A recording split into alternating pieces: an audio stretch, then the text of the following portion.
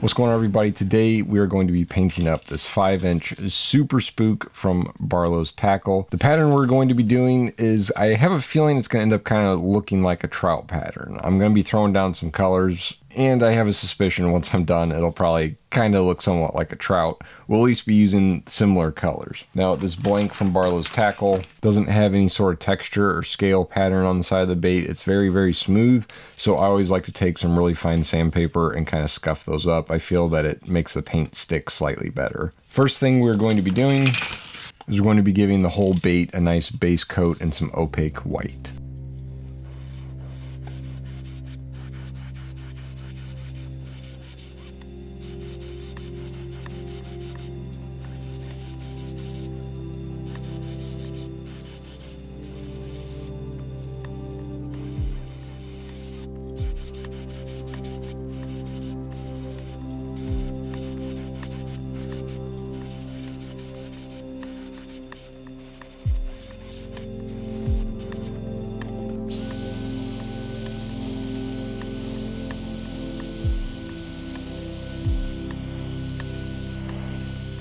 Next up, we're going to be taking some Wicked Colors Bismuth Yellow, and I'm going to be leaving the belly of the bait white for now. We might come back in later and add some sort of other color up on the throat or something like that, but for now I'm going to leave it white. So I'm going to start at the back and work my way down, kind of fade it into that white before it turns to the belly.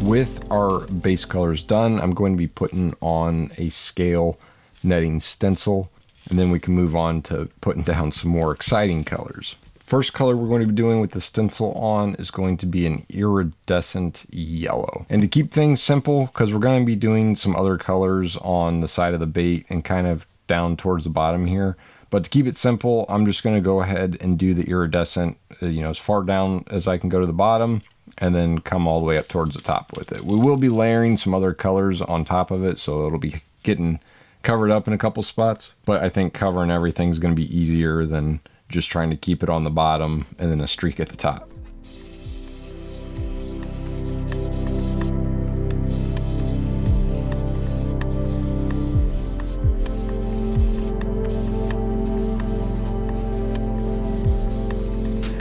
Go ahead and hit this with the hairdryer real quick.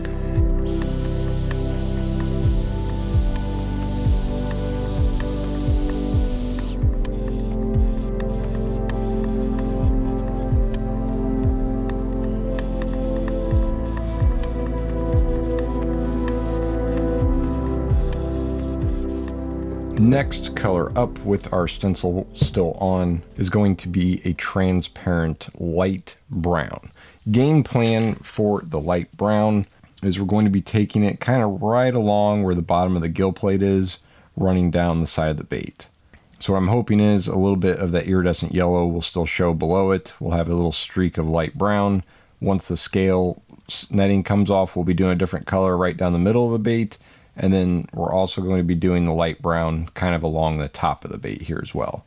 So just underneath, right in there, a little streak of it. And then I'm going to go for a little streak right along the top there as well.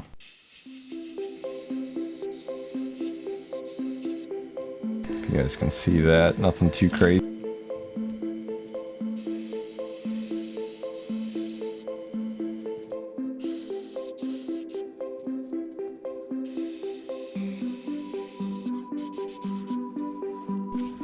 All right, pretty simple. And next up, I'm going to be taking a Wicked Colors metallic bronze. Now, I've been struggling to get this to spray through the airbrush properly, even with it thinned, so hopefully we can get it to come out decently. I think all those little metallic pieces tend to clog the airbrush pretty quickly.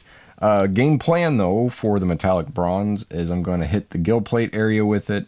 We're going to kind of have it come up over top of some of that light brown we did earlier, And then I'm just going to carry it along the back and kind of fade it into slash over top of that light brown on the back of the bait.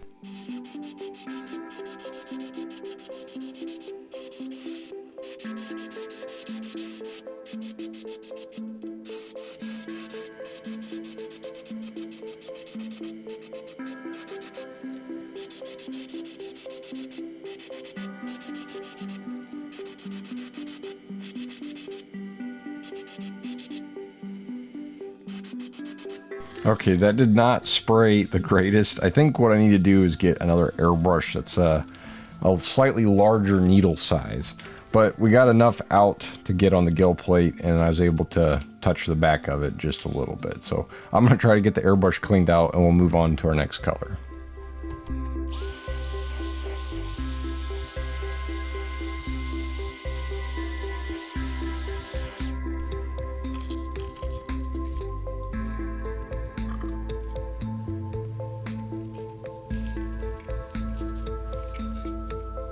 Alright, and before moving on to our next colors, what I want to do is add a little bit more texture to the bait. There's such a large bait there, so a lot going on. I want to kind of break up the pattern a little bit more and try to help make it look a little bit more natural. So what we're going to do is take some transparent tropical green, and I'm going to mix it with a little bit of that light brown, and then we're going to thin it out quite a bit, because I'm going to do a little bit of splatter painting on there, but I don't want it to be a really solid color. So I want it to dry pretty thin or transparent and not be too much of a prominent pattern on the side of the bait. Just trying to add some texture. And I got some 4011 reducer. Went a little heavy with the brown there.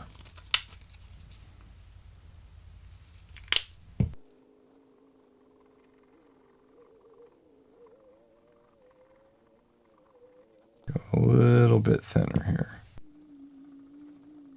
Want it to almost be like water. That way when it dries, it'd be kind of like a watercolor painting, like really, really thin color. Move the bait out of the way here.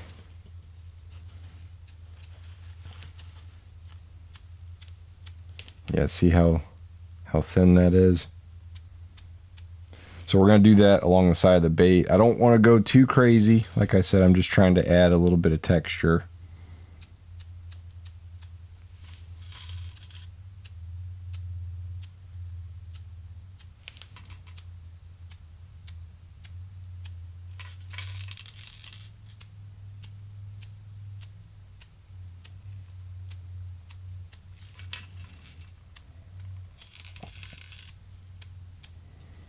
Let's hair dry that and see how that looks.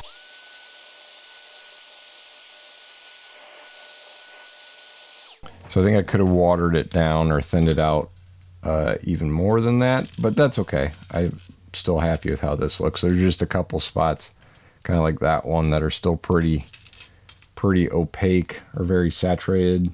This side looks pretty decent. So just adds a little bit more texture to the bait. And real quick, before we move on to our other colors, I wanted to add a little splash of the iridescent turquoise right up by the eye. We're going to be doing another red kind of down the side of the bait, and I'm going to have that kind of fade into our gill plate and come along the bottom here just a little bit. But I wanted to add one more color up here just to break it up a little bit more.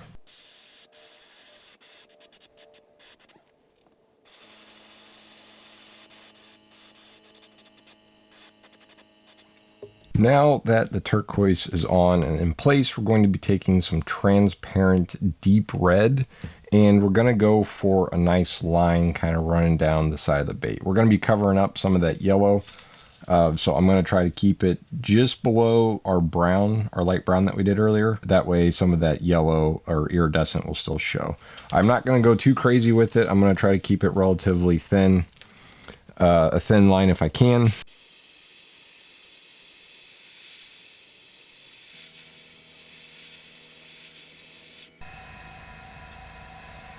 And I'm going to go underneath of our iridescent blue just a little.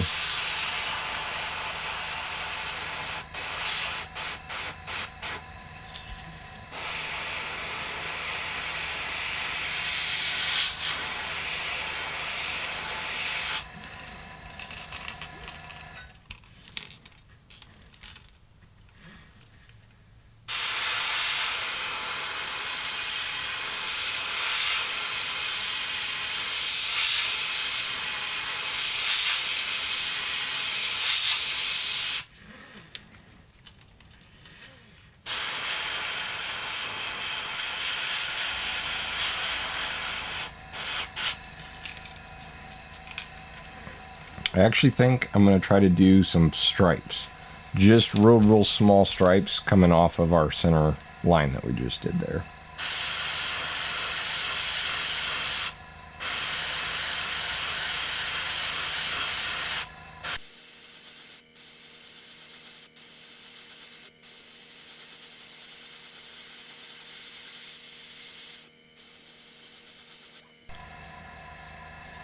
I like that.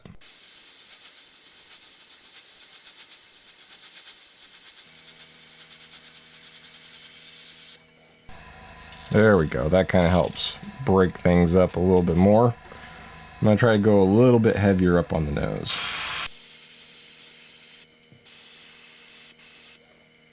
And now we're going to take some transparent dark brown, and I'm going to take it and we're going to darken up the back of the bait. I don't want to go solid brown because I think I'll kind of have the dark brown fade on the side here, and we'll come back in with a black right down the center. So I don't want the dark brown to completely cover it, just darken it up a little bit.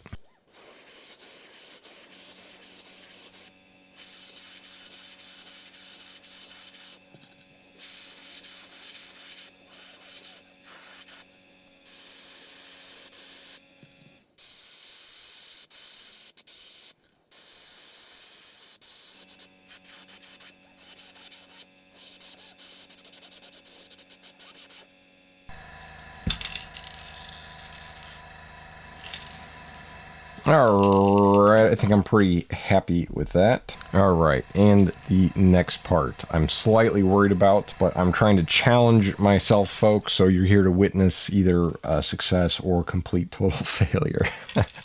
We're going to go in and we're going to add some big black splotches along the side of the bait, along the back of the bait, and then I'm also going to do some dots randomly throughout to kind of help break it up a little bit more. I'm going to do it all without a stencil of any sort. We're just going to try to freehand it with the airbrush. So hopefully everything goes okay here and I can make this happen. I got transparent black loaded up in the airbrush, thin just a little bit, and then I'm running right at 20 psi.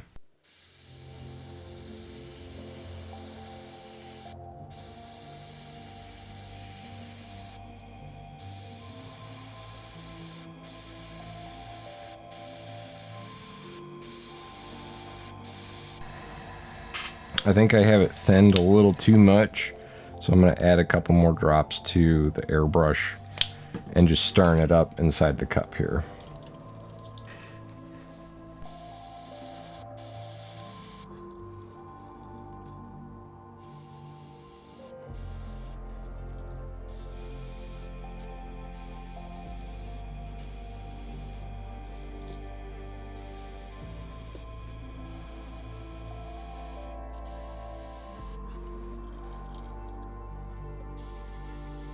Oh no, that one spider webbed on us a little.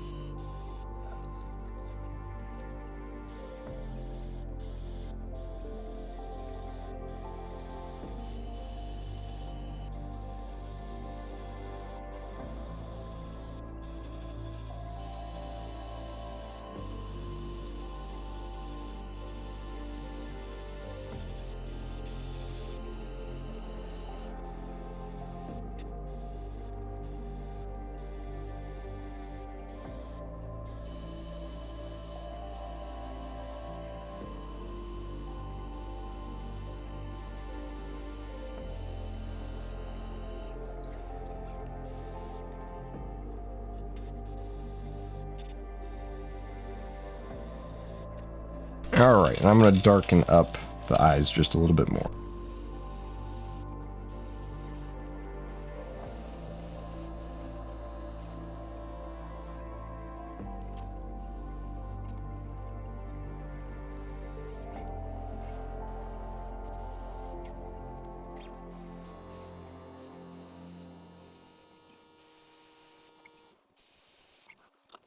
We've got a couple little spots that I messed up, but overall, I'm pretty happy with it. I don't know why sometimes I'm so in tune with the airbrush that I feel like I could sign my name on a check in cursive with the airbrush. But lately, I've been struggling. So I'm pretty happy, even with those couple little oopsies, how this looks. So I do think it is important for everybody to know that I've been airbrushing a long time and I still struggle with it. So if you keep having issues, don't give up. I too have issues sometimes. I've been on a losing streak lately. Still happy, like I said, with how this one looks out, but things have been a little bit of a struggle and I don't know exactly what the deal is. But I did get this one pretty stinking close, so that boosts my confidence a little bit. I think that's what happens is you'll mess up a paint job and then you get nervous and then you're nervous, so then you know, fall out of tune. But we got this one pretty stinking close. I have these eyes I'm going to put in there. I have one size bigger, which I think is going to be too big, even though it looks a little bit better. But this is kind of almost an oval shape eye socket, so we'll have to go with the slightly smaller ones. Go with a little dab of glue.